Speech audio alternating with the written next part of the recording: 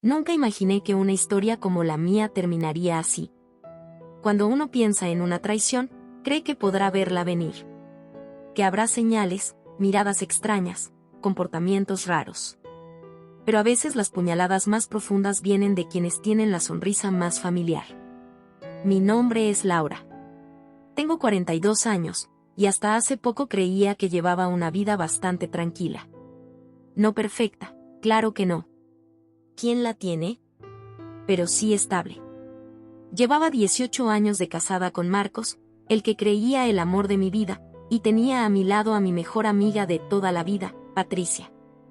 Esa amistad de años, de infancia, de secretos compartidos y hombros prestados para llorar.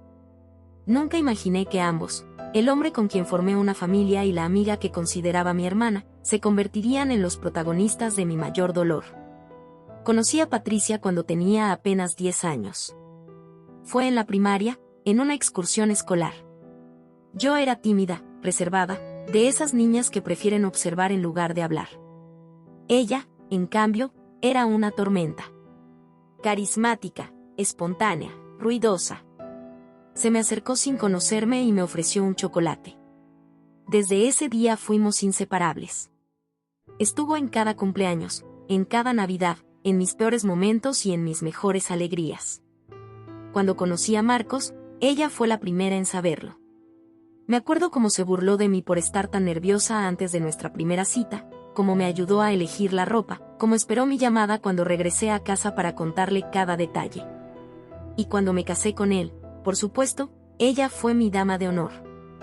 Los años pasaron, y aunque la vida nos fue llevando por caminos distintos, siempre nos mantuvimos cerca. Patricia se casó también, con un tipo llamado Ernesto. Al principio todo parecía ir bien, pero con el tiempo las cosas empezaron a romperse. Discusiones, celos, problemas económicos, nada fuera de lo común, pero lo suficiente para desgastarla. Yo estuve ahí. En cada llamada nocturna. En cada crisis. Cuando Ernesto le fue infiel, fui yo quien la abrazó en silencio mientras ella lloraba en mi sala. Le dije que todo estaría bien, que no estaba sola, que valía demasiado para tolerar una vida así. Ella me escuchó, me agradeció, y eventualmente decidió separarse. Fue un proceso doloroso, largo. Y yo la acompañé en cada paso. Mi casa se convirtió en su refugio. Venía casi todos los días. A veces solo a hablar, otras a llorar. Yo le preparaba té, la escuchaba desahogarse. Incluso Marcos, mi esposo, intentaba animarla de vez en cuando. Ella decía que nuestra familia era un ejemplo, que ojalá algún día pudiera tener algo así. Me sentí orgullosa. Pensé que le estábamos dando un poco de esperanza. Recuerdo que muchas veces me decía que yo era su roca. Que no sabía qué habría hecho sin mí. Y yo lo decía de corazón, no tenía que agradecerme. Para eso están las amigas. Pero, con el tiempo, algo comenzó a cambiar. Algo sutil. Al principio fueron cosas pequeñas. Marcos y Patricia riendo juntos en la cocina mientras yo servía la cena. Miradas que duraban un segundo más de lo necesario. Comentarios que me sonaban extraños pero que no quise interpretar de manera maliciosa. ¿Estás siendo paranoica?, me decía. Es tu esposo, es tu amiga, no hay nada raro. Y así dejé pasar muchas cosas. Un día, Patricia me pidió quedarse unos días en casa. Dijo que el departamento que estaba por rentar aún no estaba disponible. Por supuesto le dije que sí. Preparé la habitación de invitados, le puse sábanas limpias, toallas nuevas. Quería que se sintiera bienvenida. Y así fue como empezó a quedarse en casa, por una semana, luego 2, luego un mes. Al principio no me molestó. La veía vulnerable, y creí que necesitaba tiempo para reorganizar su vida. Pero su presencia empezó a sentirse como una sombra. Empezó a ocupar espacios que antes eran míos. Cocinaba con Marcos cuando yo no estaba, se sentaba a ver películas con él por las noches, hablaban de cosas que yo desconocía. Y poco a poco, empecé a sentirme una invitada en mi propia casa. Yo no soy una persona celosa por naturaleza. Nunca lo fui. Siempre creí que el amor se basa en la confianza, no en la vigilancia. Pero esa época empezó a poner a prueba todo lo que alguna vez di por sentado. Porque, aunque me repetía una y otra vez que no tenía motivos reales para preocuparme, había una parte de mí que no dejaba de encenderse. Un instinto, una incomodidad que no se iba. Empezaron a aparecer esos silencios incómodos cuando yo entraba a una habitación. Marcos y Patricia dejaban de hablar o se reían como si ocultaran un chiste privado. Varias veces los sorprendía hablando bajito en la cocina, y cuando me acercaba, cambiaban de tema bruscamente. Y claro, cada vez que intentaba mencionarlo, terminaba sintiéndome yo la exagerada. ¿Qué te pasa, Laura? ¿Ahora resulta que estás celosa de tu mejor amiga?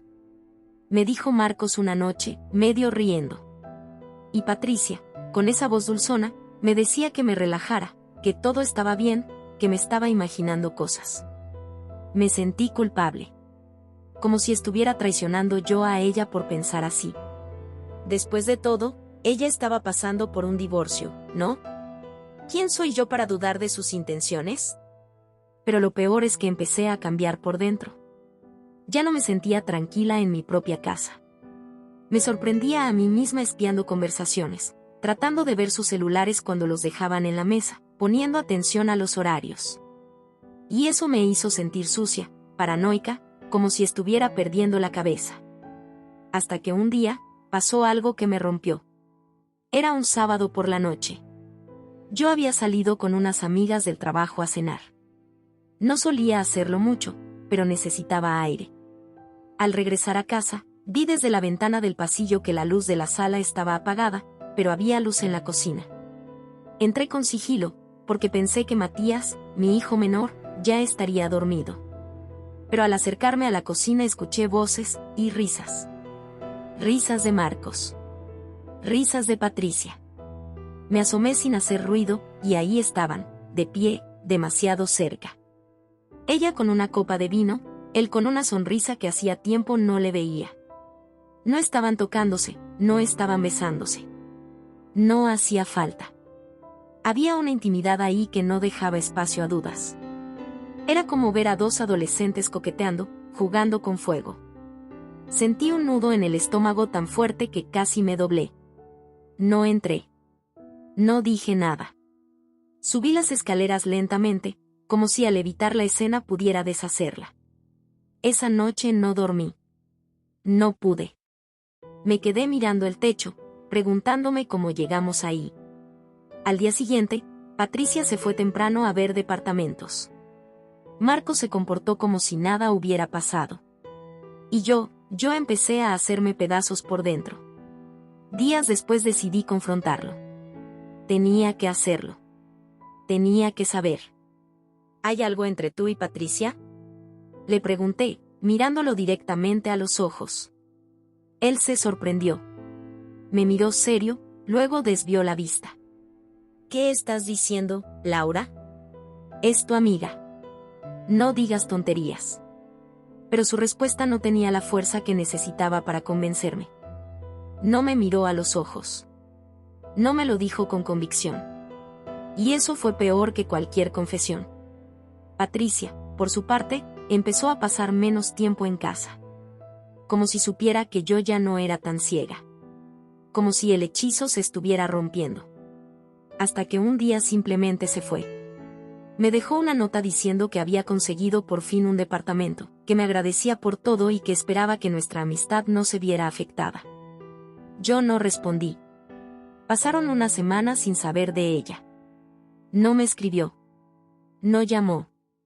Y yo intenté recuperar algo de normalidad con Marcos. Pero ya nada era igual.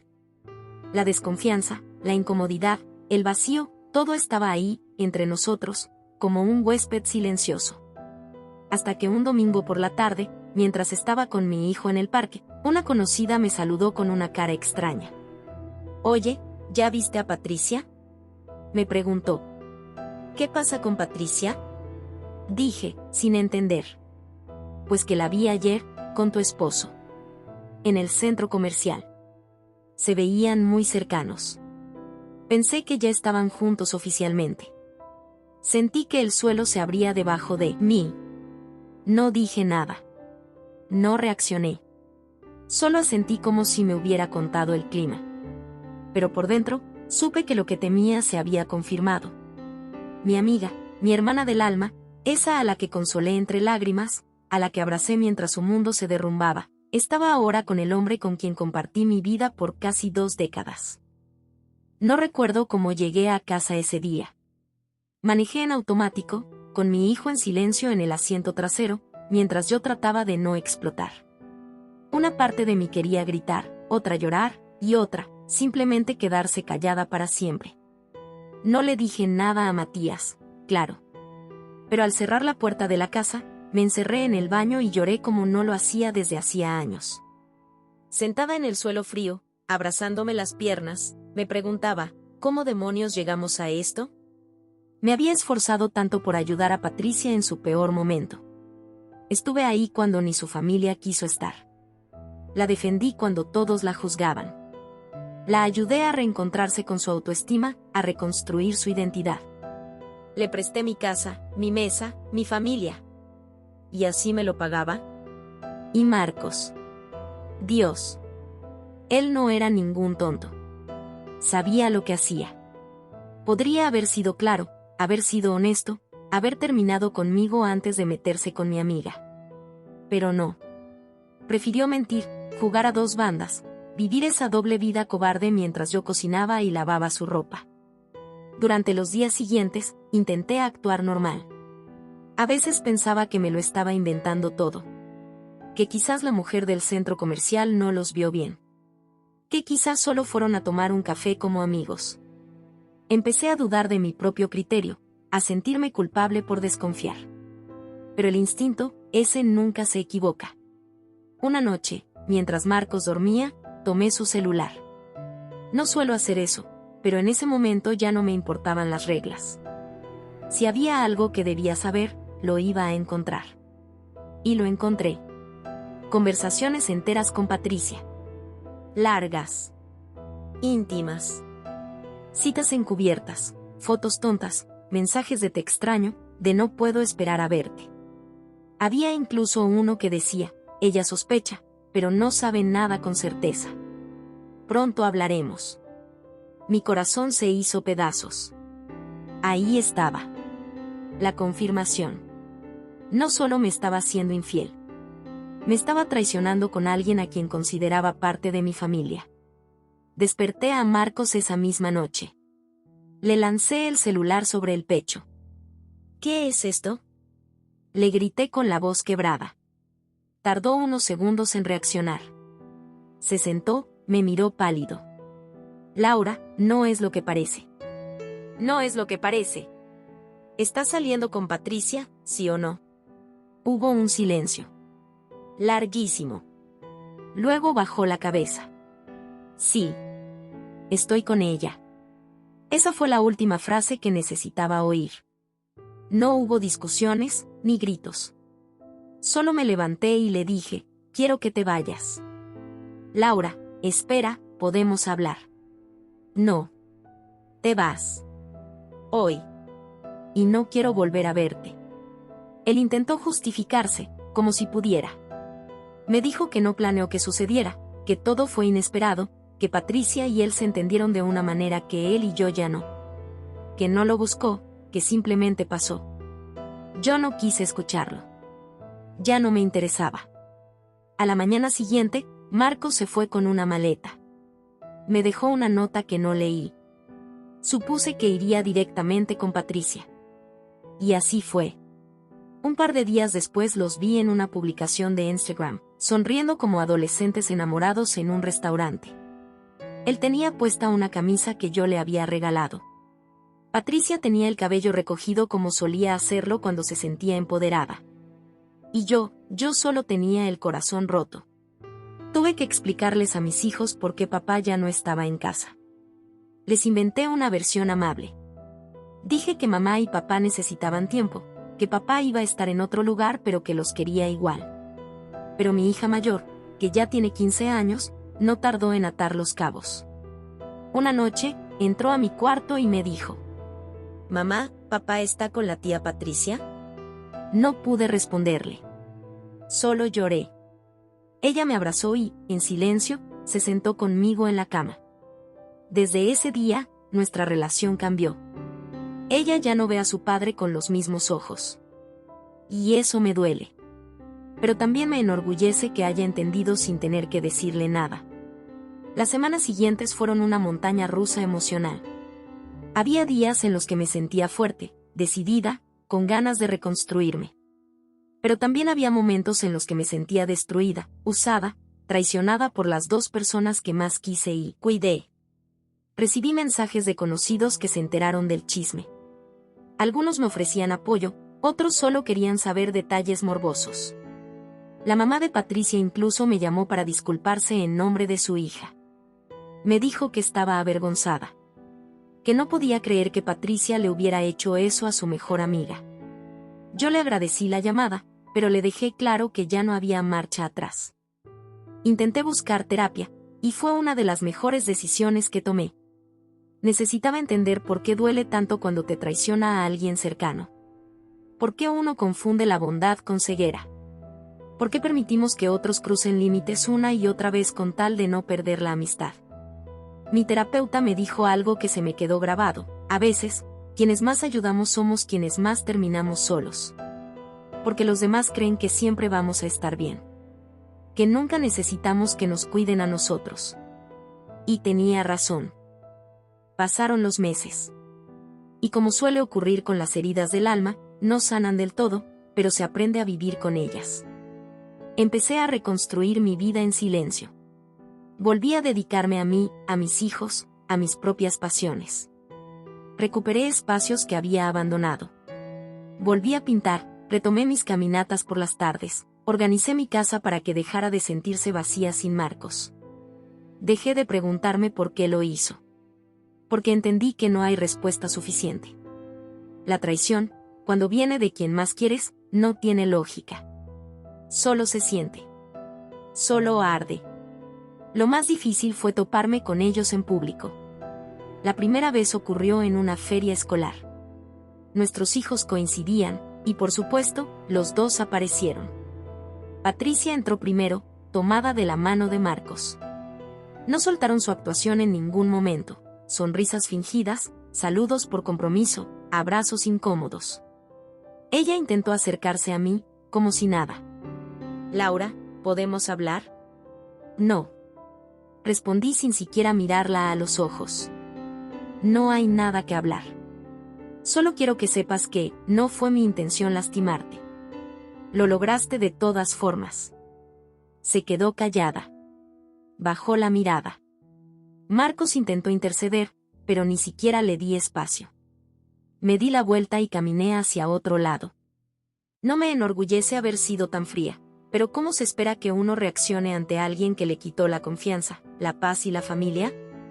Ese día, en la noche, lloré otra vez. No por ellos, sino por mí. Por todo lo que aguanté en silencio. Por haber sido tan buena amiga, tan comprensiva, tan presente, solo para que me pagaran con desprecio. Después de aquel encuentro incómodo, decidí poner límites reales. Le pedí a Marcos que cualquier asunto relacionado con nuestros hijos fuera tratado exclusivamente por mensajes o correos. Nada de llamadas innecesarias.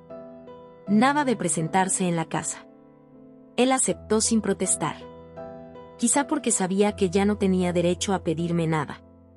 También tomé la decisión de distanciarme de círculos sociales donde Patricia seguía presente. Perdí a algunas personas en el proceso, sí. Pero también gané otras. Amistades nuevas.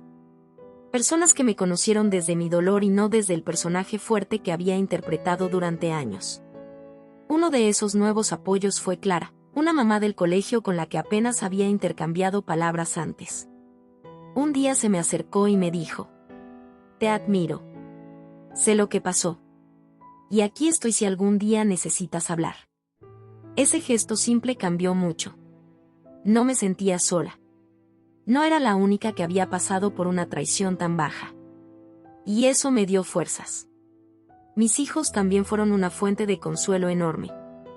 Ver cómo se adaptaban, cómo me abrazaban más fuerte, cómo me preguntaban si estaba bien, me recordó que seguía teniendo un propósito. que el amor que yo daba seguía dando frutos, que no todo estaba perdido. Una tarde, mi hija mayor me dejó una nota en mi escritorio. Mamá, gracias por ser tan fuerte. Aunque papá ya no esté, tú nos tienes a nosotros. Y nosotros siempre te vamos a cuidar. Lloré con esa nota en las manos. No por tristeza, sino por gratitud. El tiempo siguió pasando.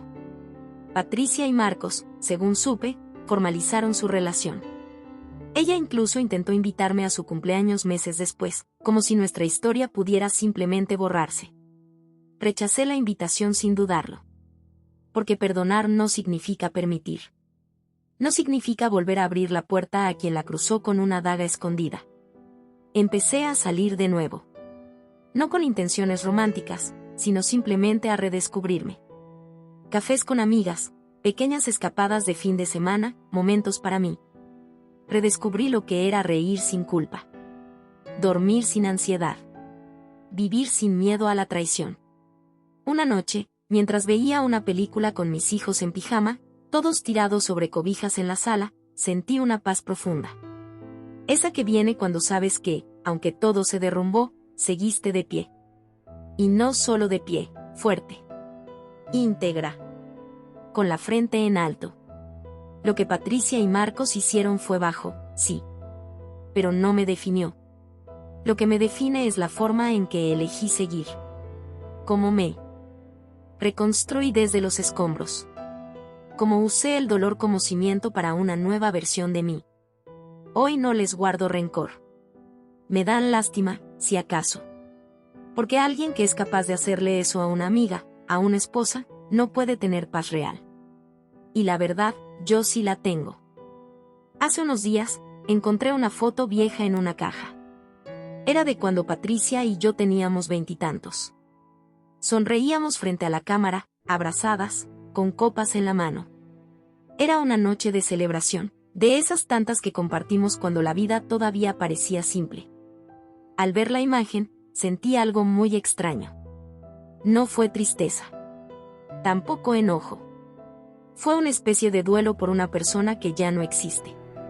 Porque esa mujer que fue mi amiga, la que conocí por dentro, la que lloraba conmigo, la que reía como niña, la que prometía estar siempre, murió en el momento en que decidió traicionarme. No físicamente, claro, pero sí en esencia. Lo entendí así y eso me permitió dejarla ir del todo. No fue fácil. Pero lo logré. Han pasado ya 2 años desde que todo explotó. Y si bien no digo que he superado todo al 100%, sí puedo decir que me siento más plena, más tranquila, más yo. El proceso de reconstruirme no fue lineal. Hubo recaídas, hubo días grises, hubo preguntas sin respuestas. Pero también hubo descubrimientos. Aprendí que tengo más fuerza de la que creía. Que soy capaz de empezar desde cero. Que no necesito mendigar amor, ni amistad, ni respeto. Una de las cosas que más me costó entender fue que no siempre obtenemos lo que damos. Durante años pensé que si era buena amiga, buena esposa, buena persona, eso me blindaría del daño. Pero no es así. Ser buena no garantiza nada. Lo que sí garantiza es que, al final del día, puedes mirarte al espejo con la conciencia tranquila. Y eso, créeme, no tiene precio. Mis hijos están bien. Adaptados. Felices. Les he explicado todo con honestidad, sin veneno, sin intentar ponerlos en contra de su padre. No me interesa arruinar la imagen que ellos tienen de él. Si algún día descubren cosas por sí mismos, será su camino. Pero yo no seré quien los llene de odio. Lo único que he querido es que vivan en un entorno sano, donde el amor no sea una moneda de cambio. El otro día, mientras cenábamos juntos, mi hijo menor me dijo: «Mamá, me gusta más así. Aquí en casa estamos más tranquilos». Y me quedé en silencio. Porque era cierto. La paz que se respira ahora no tiene comparación. La ausencia de gritos, de tensiones, de miradas incómodas. Todo eso se fue con él. Y lo agradezco. Sobre Marcos, no ha intentado volver. Lo cual, en cierto modo, me sorprende. Siempre creí que eventualmente se daría cuenta de lo que perdió. Que tal vez un día tocaría la puerta con cara arrepentida. Pero no. Creo que está demasiado envuelto en su nuevo papel de esposo feliz con Patricia. Y si así es, que le aproveche. Yo ya no tengo espacio para él en mi vida. Ni siquiera en mis pensamientos. Y sobre Patricia, sé que todavía habla de mí con algunas conocidas en común. Que intenta justificar lo que pasó diciendo que el amor no se elige o que las cosas se dieron solas. Yo ya no respondo. Ni me defiendo. Porque no lo necesito. Las personas que me conocen de verdad saben quién soy, qué di y cómo me comporté. Y las que no, no me importan. He aprendido que la traición dice más del traidor que del traicionado. Y que nadie te quita nada que no sea capaz de perderte. Hoy miro hacia atrás y no me arrepiento de haber sido una buena amiga, una buena esposa, una mujer entregada. Porque todo eso me hizo crecer, aprender, madurar. Me llevó a este lugar donde estoy ahora. Un lugar donde sé lo que valgo.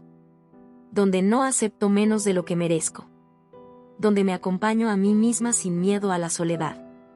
Si estás leyendo esto y pasaste por algo similar, quiero decirte algo que me hubiera gustado escuchar cuando todo comenzó.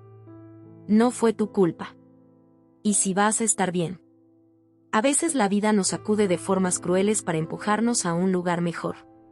Un lugar donde hay más calma, más autenticidad, más verdad. Duele llegar ahí.